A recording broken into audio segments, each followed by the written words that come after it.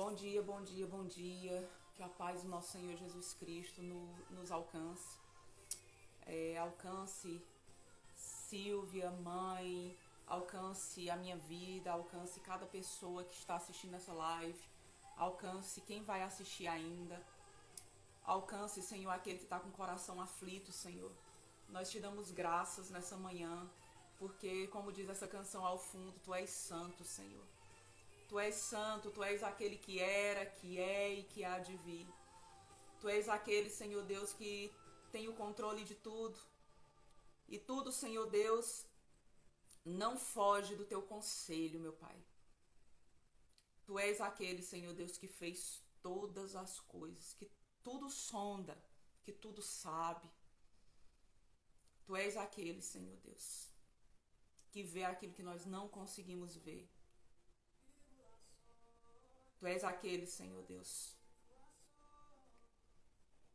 que foi digno, encontrado digno de abrir os selos, de desatar os selos, de abrir o livro.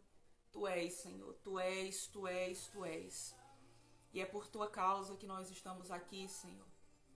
É por Tua causa, Senhor Deus, que as misericórdias do Senhor se renovaram nesta manhã nas nossas vidas.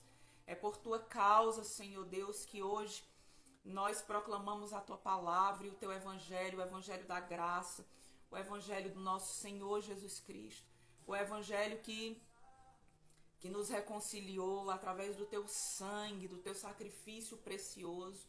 Obrigada, Jesus. Obrigada pelo Teu grande amor. Senhor, eu te peço, Senhor, mais uma vez, derrama, Senhor Deus, revelação sobre as nossas mentes, que toda fortaleza da mente caia por terra, seja destruída no poderoso nome de Jesus, pelo sangue do Cordeiro. Pai, em nome de Jesus, nos dá ouvidos para ouvir e olhos para ver, Senhor. Em nome de Jesus, nos dá, Senhor Deus, do Teu colírio.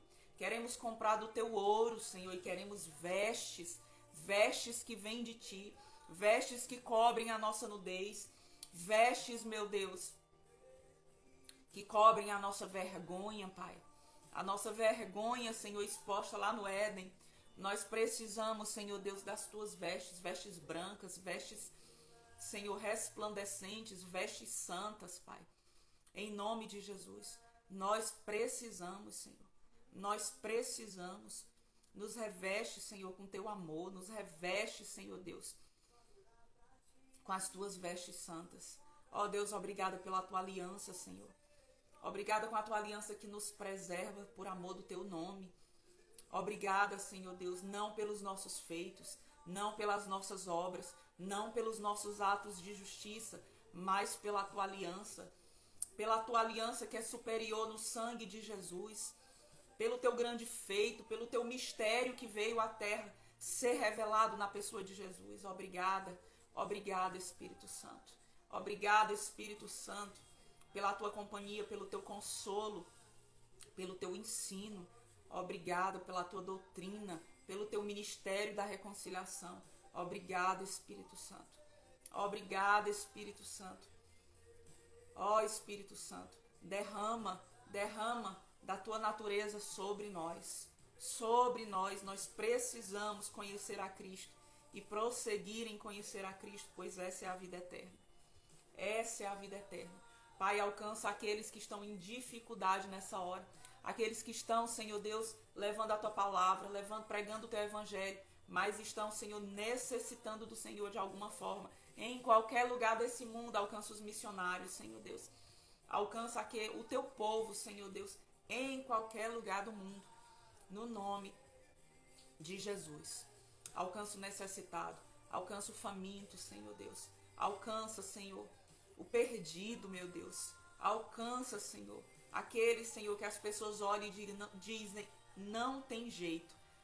Aquele que as pessoas olham, Senhor Deus, e viram o rosto, assim, Senhor, como escondiam o rosto do Senhor. Aquele, Senhor Deus, que as pessoas não gastam tempo, não tem esperança alguma. Alcança, Senhor. Em nome de Jesus. Em nome de Jesus. Vem nos revelar nessa manhã. Em nome de Jesus. Amém. Aleluia. Aleluia. Aleluia, aleluia. Bom dia mais uma vez. A graça e a paz do nosso Senhor Jesus Cristo seja com você, com a sua casa. Nós vamos continuar aqui lendo o livro Bendito Fruto, a capacitação divina para a última hora. Nós estamos no 7º capítulo, Bendito Fruto. Nós começamos o capítulo e vamos adentrar aqui no subtítulo muito importante: a liberdade plena. Né? Talvez o seu conceito de liberdade, você tem um conceito de liberdade, né? E o mundo tem esse conceito de liberdade. O mundo tem buscado por liberdade cada vez mais, e a liberdade do mundo está muito ligada à independência, a fazer o que quer, na hora que quer, né? Ligada a leis que dão direitos a fazerem o que quer, e muitas vezes coisas imorais, coisas que há anos atrás, há décadas atrás, eram consideradas impensáveis, incabíveis. Né? Hoje se milita cada vez mais para se obter leis nesse sentido, no sentido que há anos seria assim impensável. Para quê? Com base em quê? Com base na liberdade. Com base na liberdade. Nós buscamos por liberdade de expressão, liberdade, a mulher busca liberdade do seu corpo, fazer o que quiser com o seu corpo, liberdade de comércio, né? Há quanto tempo se milita pelo livre comércio? São tantas as liberdades, liberdades individuais. Nós temos leis nesse sentido. Leis que muitas vezes não são mitigadas, ou seja, são enfraquecidas por outros princípios, por outras leis. Mas o que a Bíblia fala sobre liberdade? Será se o parâmetro bíblico, será se a visão de Deus para nós quanto à liberdade é o mesmo que o mundo tem sobre liberdade? É o mesmo que eu e você, até mesmo como cristãos, nós entendemos como liberdade? O que é liberdade para você? Alguém tem coragem de colocar assim, definir uma palavra aí, colocar, escrever aí para mim? O que seria liberdade para você?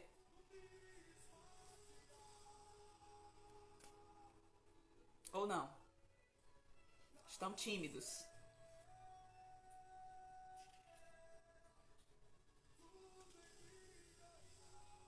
Enquanto vocês pensam, eu vou prosseguir.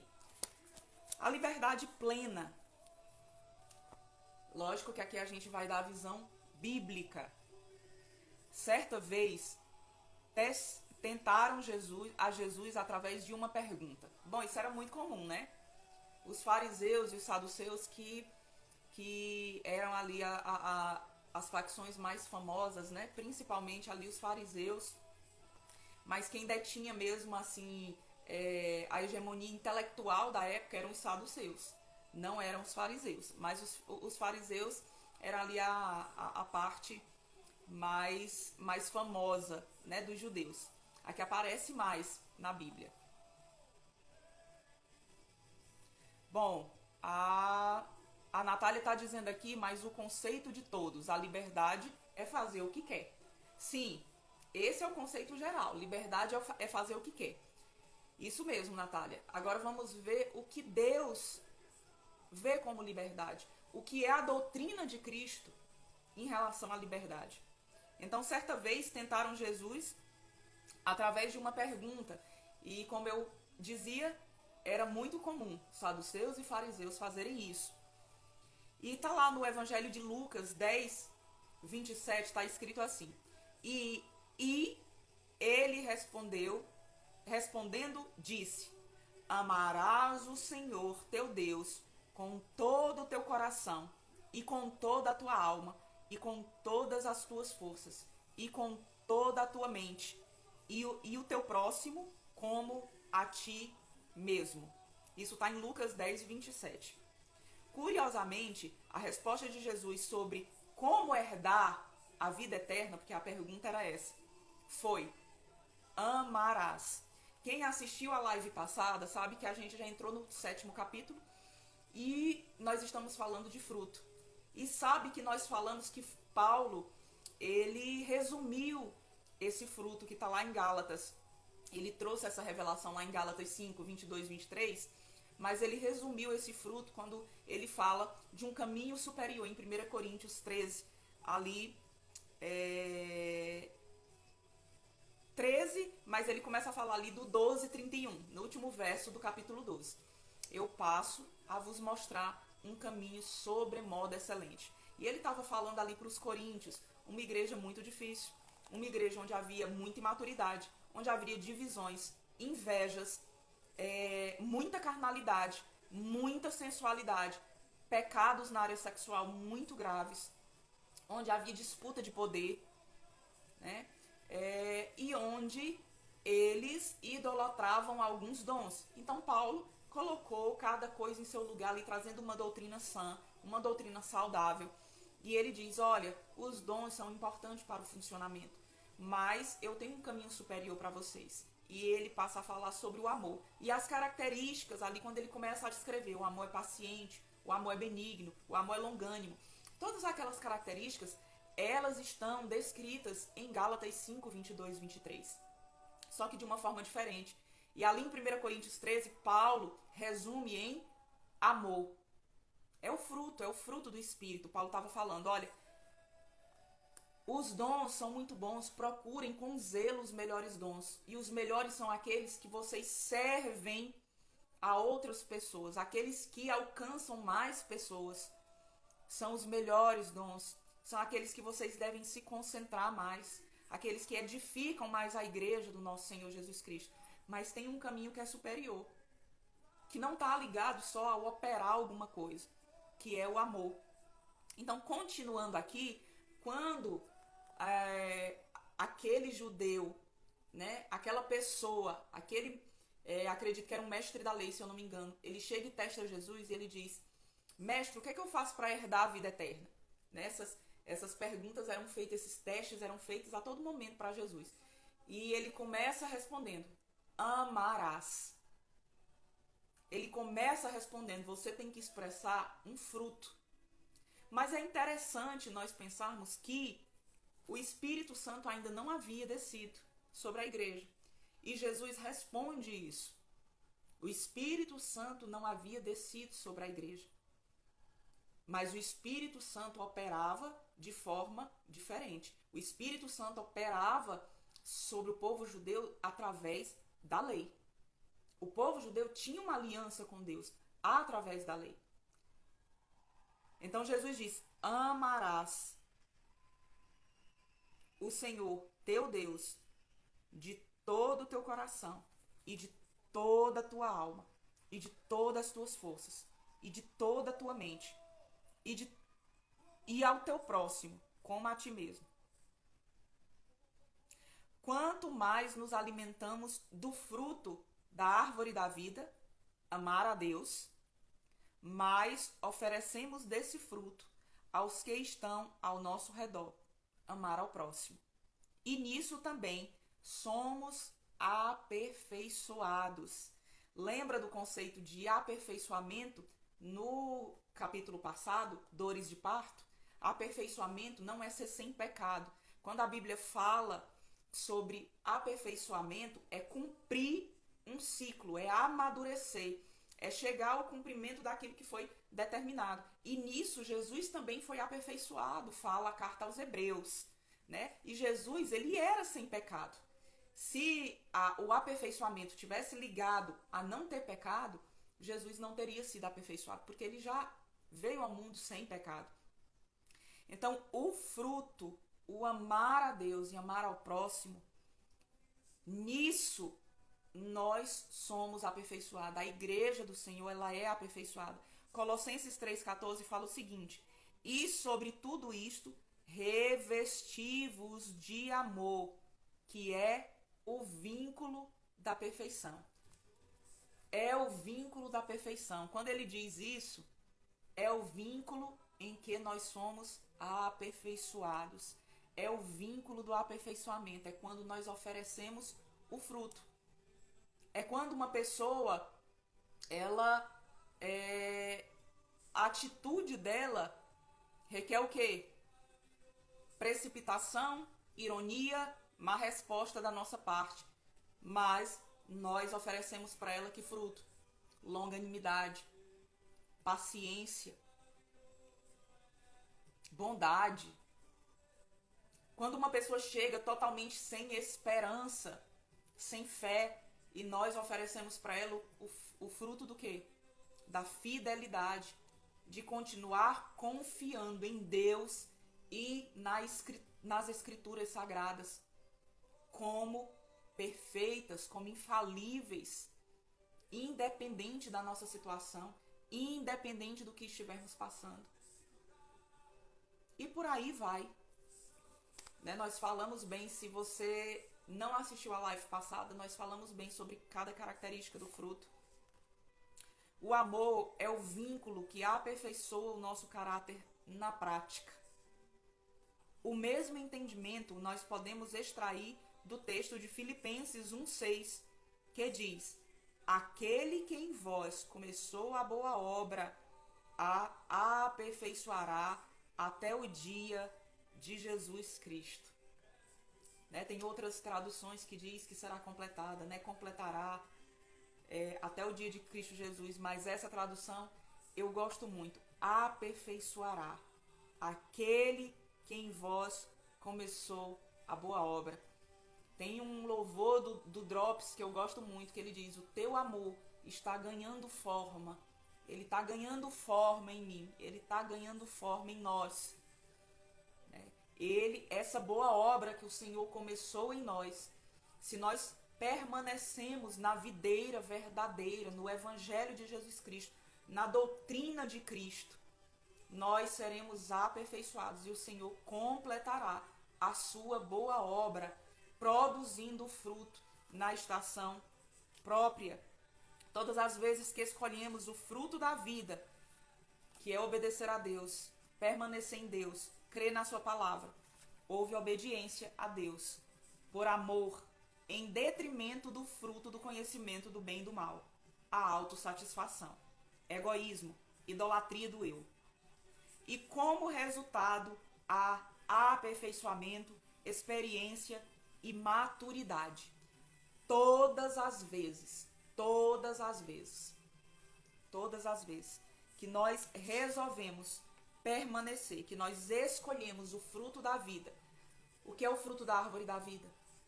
Obedecer a Deus, é dizer o que Jesus falou: Pai, seja feita a tua vontade e não a minha. A minha vontade é diferente, mas seja feita a tua vontade. E para isso eu quero abrir um parêntese aqui. Eu tenho uma leitura aberta aqui e coincidentemente eu lembrei aqui do versículo, e está no capítulo Gálatas 5, é onde ele traz o fruto do Espírito, mas antes ele fala o seguinte, ele fala da carne. Nós já falamos daqui da obra da carne um pouquinho, mas é interessante, eu quero ler rapidamente para contar uma experiência que eu tive para você. Diz assim: ora, as obras da carne são conhecidas e são prostituição, impureza, lascívia, idolatria, feitiçaria, inimizade, porfia, ciúme, ira... Perdão, gente, o despertador.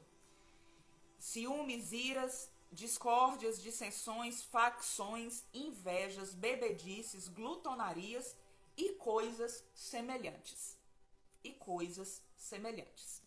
Ou seja, Paulo não fechou o rol. Depois disso, ele vai dizer: mas o fruto do Espírito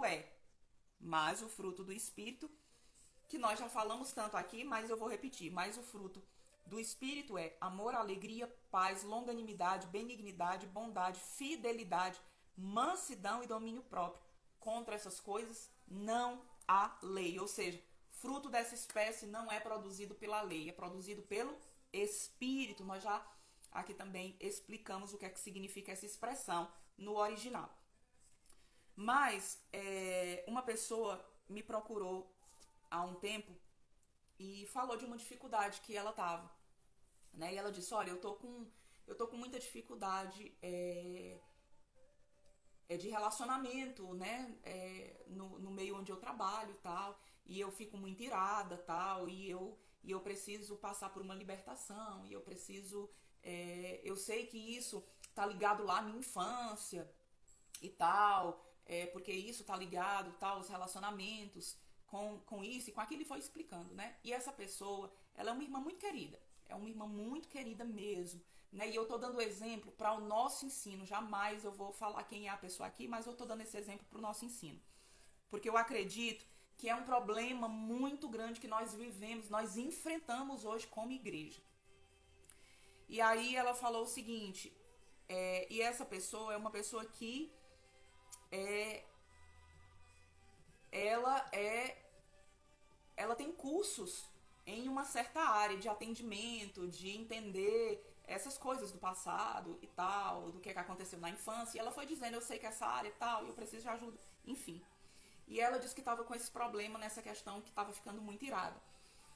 E nós abrimos a palavra, eu disse, minha irmã, eu sei que você estudou, que você tem um curso, que essa área aí do estudo fala que é isso, que o problema, que a raiz é isso e isso. Só que vamos ver o que é que a palavra de Deus fala. E nós abrimos em Gálatas 5 e diz, ora, as obras da carne são conhecidas: prostituição, impureza, lascívia, idolatria, feitiçaria, inimizade, porfia, ciúme, iras. E ali a gente conversou e eu disse o seguinte para ela. Eu disse, minha querida, as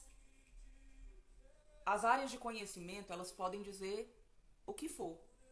Qual a origem disso, a explicação que for. A Bíblia diz que isso é uma obra da carne. É espinho e abrolho, uma consequência da queda. Não foi uma consequência da queda? Adão, porque ouviste a tua mulher, a terra é maldita. Nascerá dela o quê? Espinhos e abrolhos, espinhos e cardos. Isso é sombra. Aquilo aconteceu de fato, mas isso para nós, esse ensino, de fato acontece e também é sombra. Agora a realidade espiritual. Na nossa terra, nós fomos feitos do pó, Adão foi feito do pó e nós somos descendência de Adão. Nasce em nós espinhos e cardos, as obras da carne. E contra essas obras da carne, elas só se calam pela obra que o Espírito faz em nós. Se essa obra estiver falando mais alto. Então eu falei para ela, eu disse assim, você não precisa de orações de renúncia. Você precisa de arrependimento. De se arrepender. Senhor, eu estou vivendo uma vida de carnalidade. Você precisa de arrependimento. De ir para a cruz. E de pedir perdão também para essas pessoas que você vive irado. Que você de alguma forma, enfim. Então muitas vezes nós mistificamos as coisas. E nós dizemos, não, nós vamos fazer, eu quero uma oração forte, eu quero... Não, o Evangelho de Jesus é simples. O Evangelho de Jesus é suficiente para mim e para você. Suficiente. Fechando esse parêntese, vamos voltar aqui. Todas as vezes que nós comemos do fruto da árvore da vida, que é negar a nossa vontade e fazer a vontade do Pai, ou seja, ao invés de andar na obra da carne, por isso que eu lembrei disso, é manifestar o fruto do Espírito, nós rejeitamos o fruto do conhecimento do bem e do mal, que é autossatisfação, egoísmo e idolatria do eu. E como resultado, há aperfeiçoamento, experiência e maturidade. Lembra que nós falamos na carta aos Hebreus que a prática, o costume da prática da palavra causa o quê? Traz o quê para nós? experiência, a prática, o costume da prática, o costume em praticar a doutrina de Cristo, o costume em praticar a verdade, mesmo sem querer, mesmo doendo como Jesus naquela cruz, não seja feita indo para a cruz. Não é a minha vontade. Se possível, passa de mim este cálice, porém não seja feita a minha vontade, mas sim a tua. Mas sim a tua. A prática da doutrina de Cristo nos leva ao amadurecimento, ao aperfeiçoamento. Falamos anteriormente que o costume na prática da palavra da justiça aperfeiçoa o nosso homem interior, mas lembre-se que o amor é o cumprimento da lei. Paulo traz um entendimento profundo ao escrever aos irmãos da igreja em Roma. Nós vamos ler aqui Romanos 14, do 1 ao 10, na versão da King James. Diz assim: recebei o fraco na fé, mas não para discutir assuntos duvidosos. Porque um crê que pode comer todas as coisas, e outro, que é fraco, come ervas. Quem come, não despreze o que não come, e o que não come, não julgue o que come, porque Deus o recebeu. Quem és tu que julgas o servo de outro homem? Para seu próprio Senhor, ele está em pé ou cai, mas ele estará firme, porque Deus é capaz de o fazer ficar em pé. Um homem considera um dia superior ao outro, e outro considera todos os dias iguais. Seja cada homem completamente convencido em sua própria mente. Aquele que considerar o dia, considere-o para o Senhor. E aquele que não considerar o dia, para o Senhor não considera. O que come, para o Senhor come, porque dá graças a Deus. E o que não come, para o Senhor não come, e dá graças ao Senhor. E dá graças a Deus. Porque nenhum de nós vive para si, e nenhum homem morre para si. Porque se vivemos, para o Senhor vivemos, e se morremos, para o Senhor morremos. Portanto, vivendo ou morrendo, somos do Senhor, porque para Cristo morreu, porque para isto Cristo morreu e ressuscitou e tornou a viver, para que ele pudesse ser Senhor, tanto dos mortos quanto dos vivos. Mas, porque tu julgas o teu irmão? Ou, porque tu desprezas teu irmão? Porque todos nós compareceremos diante do tribunal de Cristo. Romanos 14, 1 a 10. Então vamos entender primeiro algo aqui. A questão do julgar. A Bíblia condena nós julgarmos. Depende. A Bíblia não condena. Silvia colocou um comentário aqui. Essa é a liberdade plena, o amadurecimento e o aperfeiçoamento alcançado em Jesus. Amém. Amém, Zizi. Em momento algum, a Bíblia condena o julgamento em si. Paulo fala que nós julgaremos os anjos, ou seja, acontece algo em uma das igrejas, acho que na igreja de Corinto, se eu não me engano, e eles estão numa contenda e chamam pessoas de fora para mediar aquela contenda. Um juiz, né, um irmão leva o outro ao tribunal. E Paulo diz, olha, é motivo de vergonha que um irmão leve outro ao tribunal. Por acaso vocês não têm nenhuma pessoa que julgue entre vocês dois? Não tem nenhuma pessoa que faça isso? Por acaso vocês não sabem que vocês julgarão até mesmo os anjos? Quando aquela mulher pega em adultério, ela chega diante de Jesus, ela foi julgada ou não foi julgada? Quem sabe me dizer aí? Aquela mulher que Jesus disse assim, quem não tiver pecado, atire a primeira pedra. Aquela mulher foi julgada ou não foi julgada? Quem sabe? Coloca aí, sim ou não. Foi julgado ou não? Só coloca aí no comentário. O que é que você acha? Aquela mulher, ela foi julgada ou não foi julgada?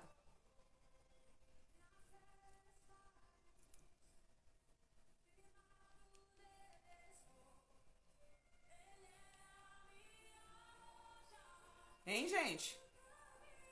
Aquela mulher que foi pega em adultério e levaram até Jesus com as pedras e falando, olha, a lei... A Natália está dizendo que não foi.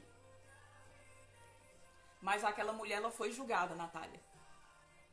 Ali estava todo o cenário pronto de um tribunal. Ali tinha a acusação, porque Jesus a perdoou. Mas vamos ver aqui. Ali tinha todo o contexto de um tribunal. Tinha a parte da acusação. Nós tínhamos uma acusação baseada na lei, em uma lei, na lei de Moisés, foi levada até Jesus. E Jesus advogou por ela. Jesus julgou aquela mulher? Sim, só que Jesus julgou segundo a misericórdia. É o que a palavra de Deus fala. À medida com que julgares, você será julgada. Julga, porém, com misericórdia. Por isso que nós temos que tirar, o que a palavra diz? Tira a trave do olho para que você possa ver bem. A palavra não diz para a gente não julgar, pelo contrário. Pelo contrário. Agora, nesse contexto aqui que Paulo falou, quem entendeu? Entendeu, Natália? Ali houve uma palavra. Jesus advogou por ela. E Jesus julgou usando misericórdia. Houve sim um julgamento. Jesus disse, quem nunca pecou, quem não tiver pecado, atire a primeira pedra. As pessoas ficaram com peso na consciência, jogaram as pedras fora. Jesus deu ali uma sentença. Cadê teus acusadores? Não tem ninguém aqui, Senhor. Eu também não te condeno. Eu não te condeno. Houve uma sentença. Houve um julgamento. É porque nós temos a impressão que só houve um julgamento se nós julgamos para o mal. Se nós julgamos para algo pejorativo. Não. Não. O Senhor o tempo todo está falando, olha, o seu culto é racional, você tem que ter entendimento. A Bíblia fala, julgai todas as coisas, retei o que é bom, analisai todas as coisas, retei o que é bom nesse sentido. Então, em momento algum a Bíblia não diz para não julgarmos, mas nesse ponto aqui, essa palavra é usada, onde Paulo está dizendo, quem é você para julgar seu irmão? O que é que está acontecendo aqui na igreja de Roma, no texto que nós lemos? O que está acontecendo é que nós temos um choque de cultura entre judeu e gentil, onde o judeu, ele se converteu e ele continua com algumas coisas da sua cultura, guardando dias, não comendo algumas coisas. E aí, o judeu olha para o gentil, que não guarda dias sagrados, que come de tudo, e diz, olha, você não pode fazer isso. E o gentil olha para o judeu, que faz o contrário, e diz assim, você não pode fazer isso. E Paulo está entrando aqui num consenso, diz, olha, nenhum, não julgue o outro, nenhum grupo. Ou seja, quem é você para julgar o seu irmão?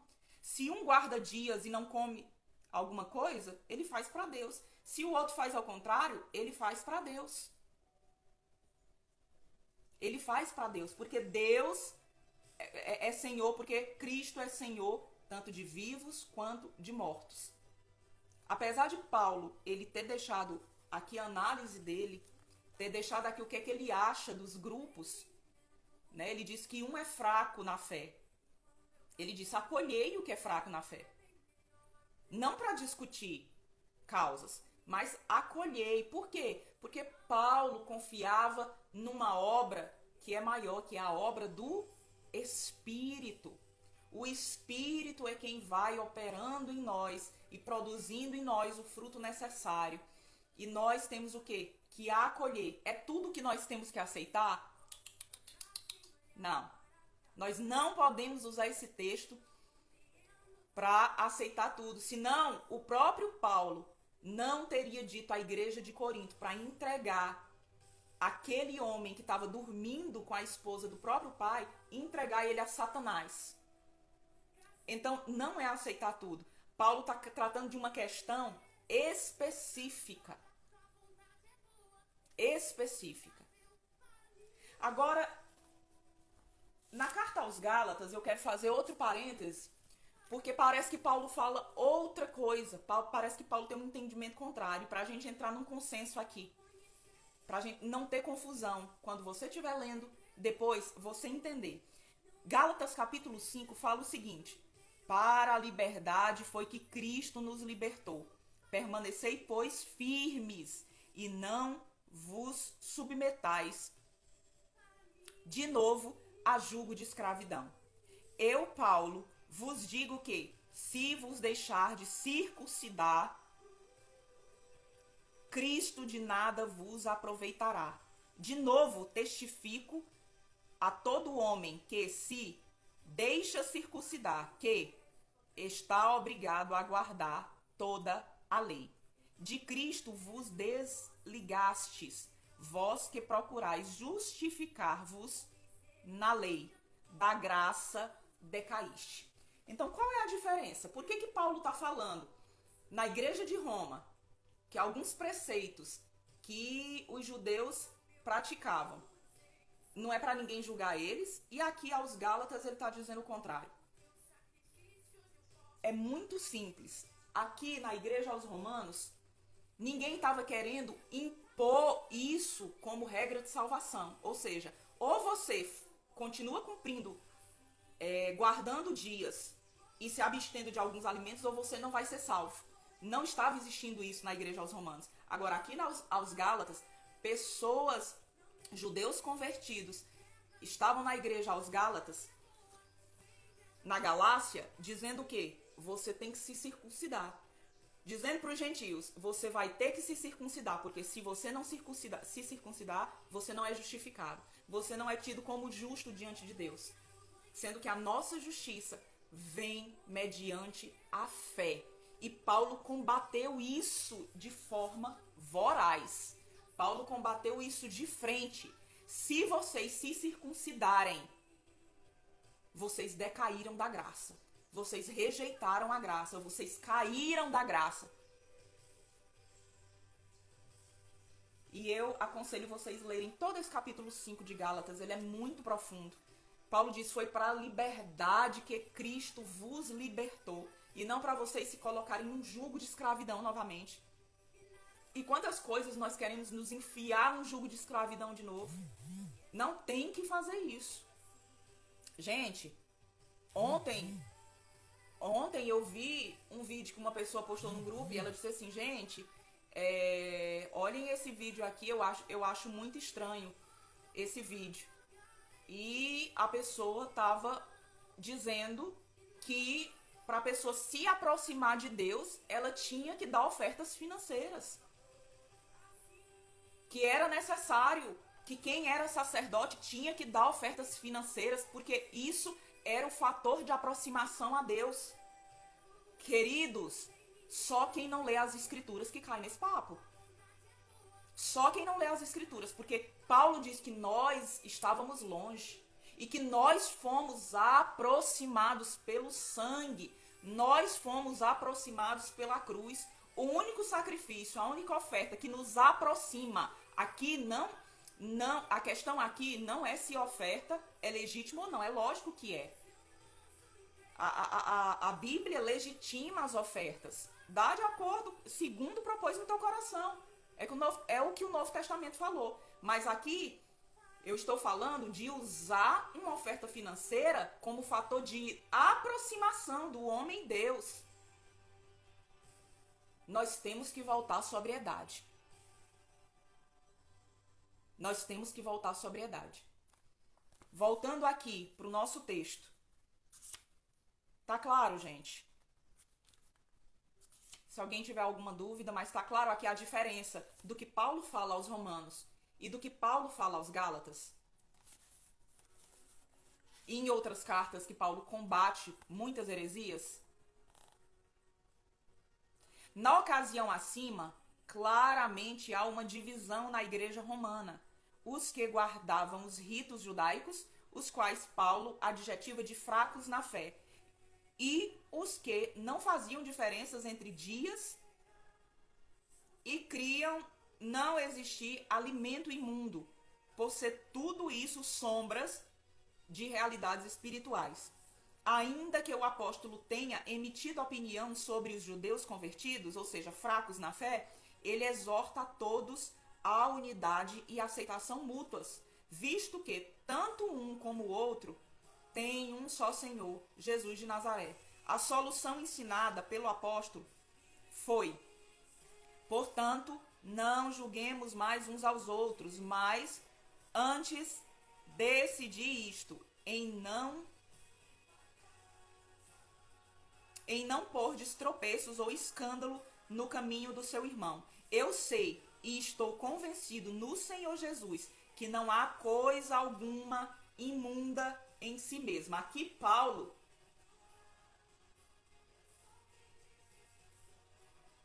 caríssimo, Silvia colocou. Eu acho que foi claríssimo, né, Zizi, que você quis colocar. Mas vamos adiante. Paulo, ele vai falar que é para nós, que é para a igreja de Roma ter uma aceitação mútua, mas ele já vai aproveitando para colocar a doutrina correta. Ele diz: estou convencido no nosso Senhor Jesus de que não há alguma coisa imunda em si mesma, porque havia os alimentos imundos, né? Puros e impuros, imundos ou não. Isso perante a lei de Moisés. Para aquele que pensa, mais para aquele que pensa que alguma coisa é imunda, para este é imunda. Mas se teu irmão se entristecer, presta atenção aqui. Se o teu irmão se entristecer com o teu alimento, tu já não andas em amor. Aqui a gente está falando de fruto, lembra? Que Paulo resumiu em 1 Coríntios como amor. É claríssimo. Não, mas eu entendi, Zizi. Viu? Paulo resumiu como amor. E mais uma vez, Paulo traz aqui, na carta aos Romanos, esse princípio. Ele diz: se o teu irmão se entristece, se você vai brigar, arrumar uma contenda por isso, né? Paulo brigou lá por quê? Porque era uma heresia que estava sendo de forma sorrateira em várias cartas. Ele briga. Tem uns que ele diz que esse seja anátema, ou seja, amaldiçoado.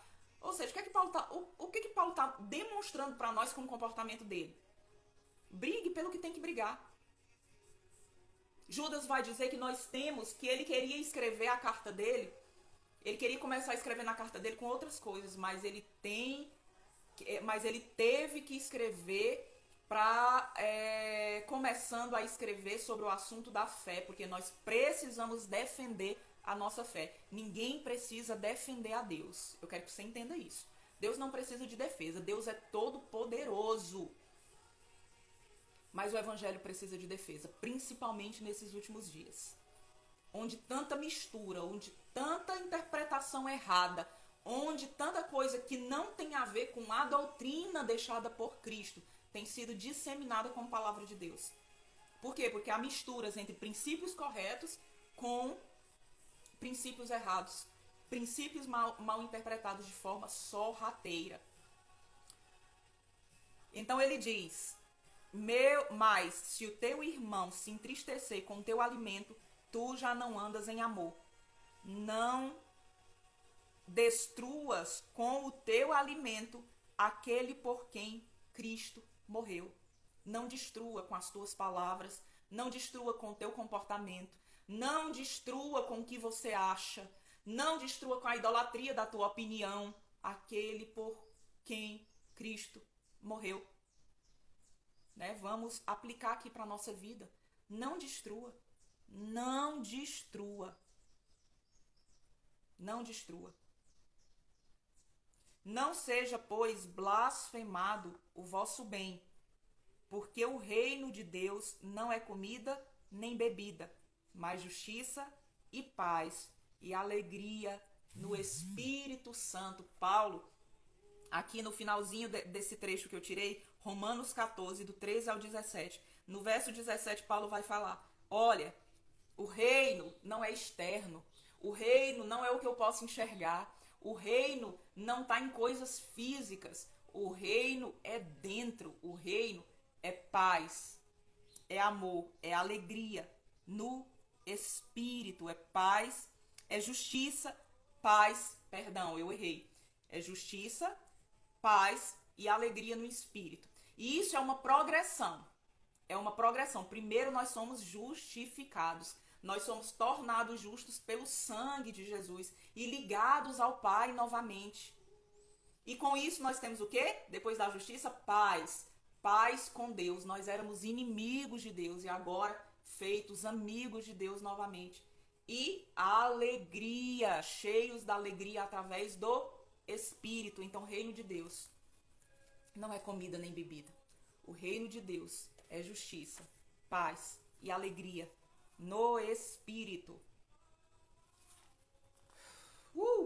Vamos lá. De forma prática, Paulo mostra que o melhor caminho a ser trilhado é o amor. Esse foi o caminho ensinado por Jesus Cristo, o qual tinha todos os direitos, mas escolheu renunciar a estes em favor da humanidade. Assim, se o teu irmão se entristecer com o teu alimento, tu já não andas em amor, ou seja, tu já não está produzindo fruto.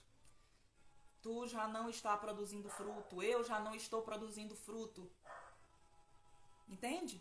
Romanos 14, 15. Ora, aqui se estabelece um princípio que pode ser aplicado em qualquer situação da vida cristã, o princípio do amor. Por isso, a liberdade que recebemos de Cristo é exercida em sua forma plena. Não quando fazemos, o mundo prega. A liberdade é fazer o que eu quero, mas a liberdade plena, a liberdade que Cristo nos oferece, que é a verdadeira liberdade, não está firmada em quando nós fazemos o que queremos, mas ela é exercida na sua plenitude, não quando fazemos o que nos é de direito ou permitido, mas quando renunciamos até mesmo o que nos é de direito, por amor ao próximo. Aleluia. Gálatas 5,13. Porque vós, irmãos, fostes chamados à liberdade. Agora, não useis da liberdade para dar ocasião à carne, mas para servir uns aos outros em amor. Para servir uns aos outros em amor.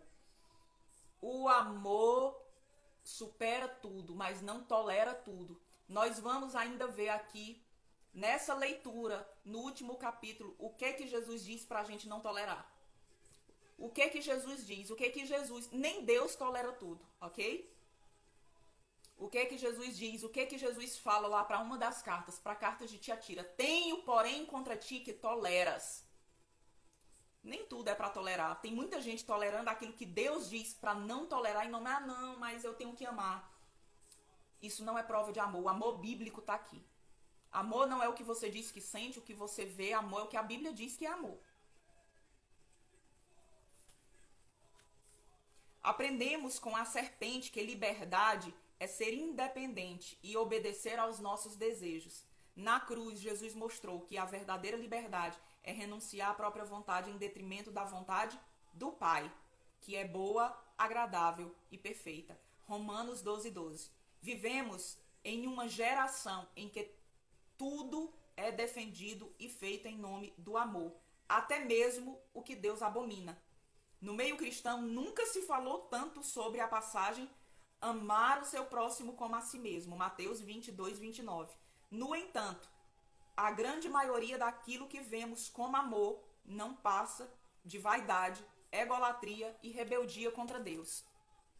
Aqueles que usam a passagem acima, ou seja, amar ao seu próximo como a si mesmo, aqueles que usam dessa passagem são os que defendem o pensamento. A Bíblia diz que nós temos que nos amar primeiro, porque senão não seremos capazes de amar ao próximo. Ou temos que nos amar porque só damos aquilo que temos. Gente, quem nunca ouviu isso? Quem nunca foi num culto e ouviu isso? Quem nunca viu um vídeo de autoajuda falando isso? Quem nunca viu uma pregação no YouTube falando isso? Quem nunca viu alguém aconselhando? Às vezes alguém até já te aconselhou falando isso. Você tem que se amar. Você tem que pensar em você. Você tem que se amar primeiro, porque a gente só dá aquilo que a gente tem. Quem já, gente? Fala aí. Alguém? Eu já ouvi muito. Quem?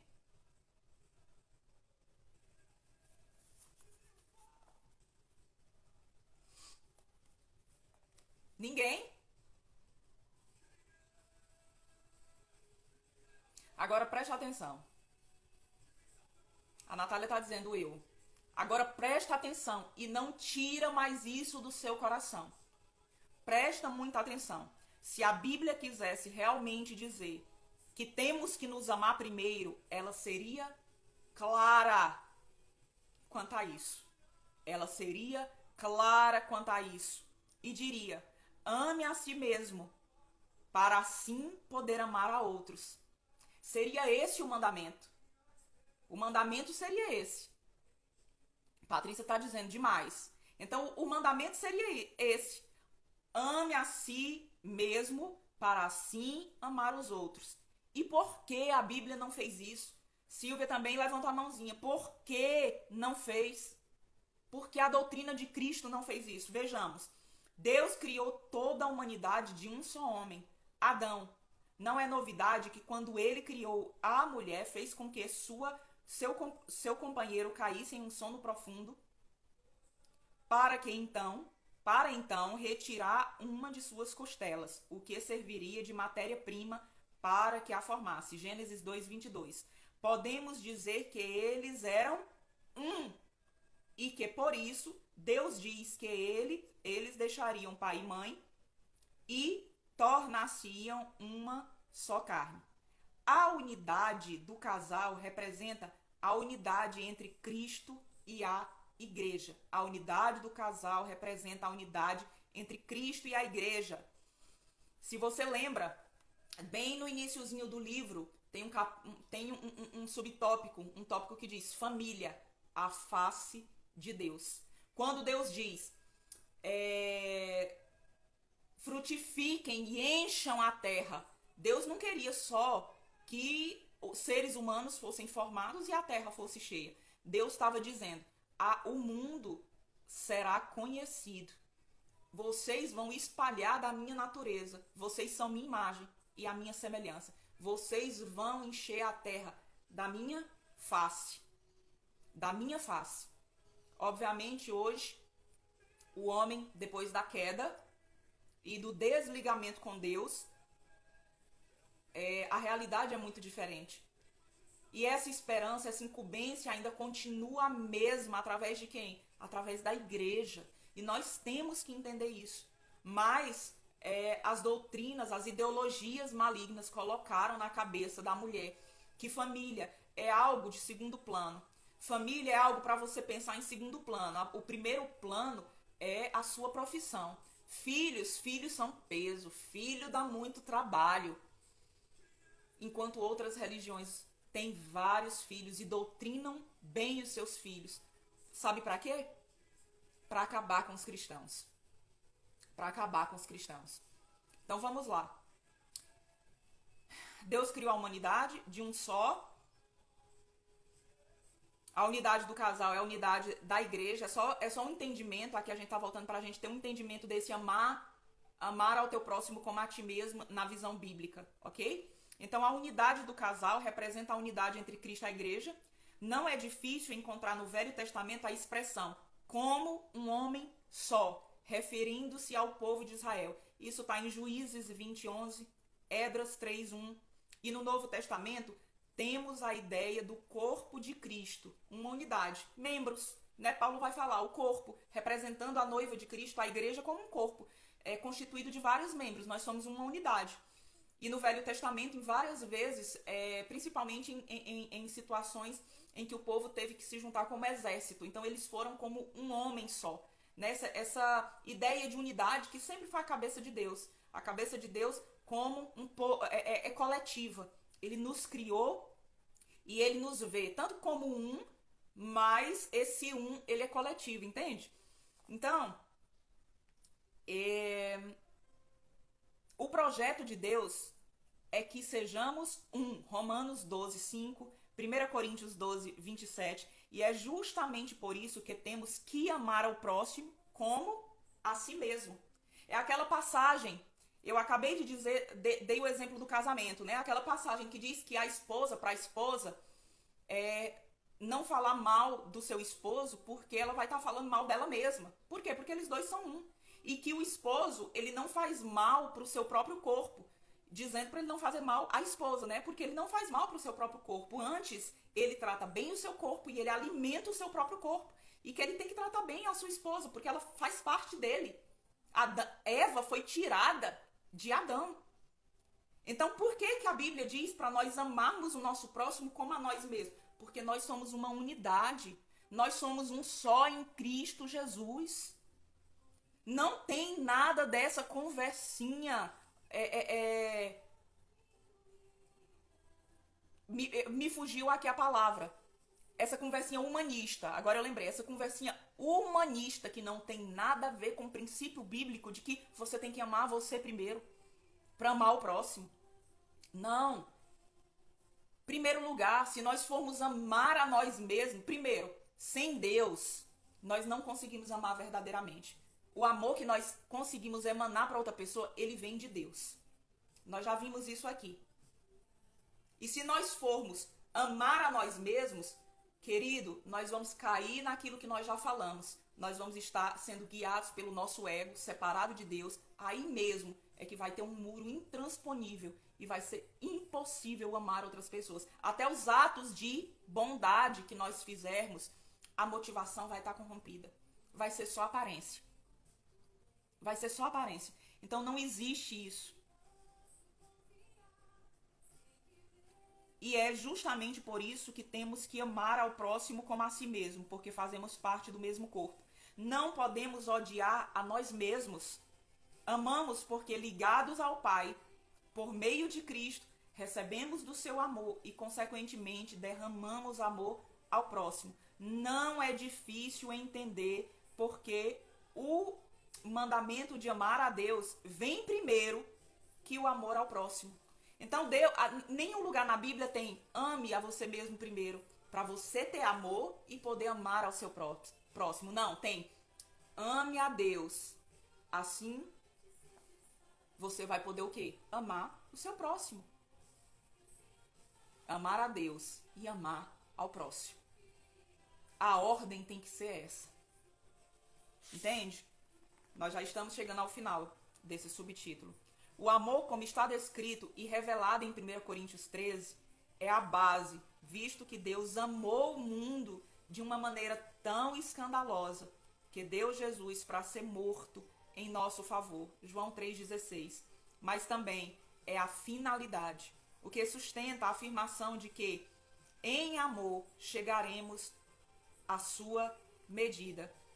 Efésios 3:16, 19 diz: para que, segundo as riquezas da sua glória, vos conceda que sejais corroborados com poder pelo seu Espírito no homem interior, para que Cristo habite pela fé no vosso coração, a fim de... Aqui é o apóstolo Paulo orando pela igreja de Éfeso. E ele está dizendo, segundo as riquezas da glória de Cristo, que ele conceda que eles sejam corroborados no poder. Qual a finalidade disso? Para que Cristo habite pela fé no vosso coração. Qual a finalidade? A fim de que, estando arraigados... O que é arraigado, gente? Enraizados. Firmes na sua base.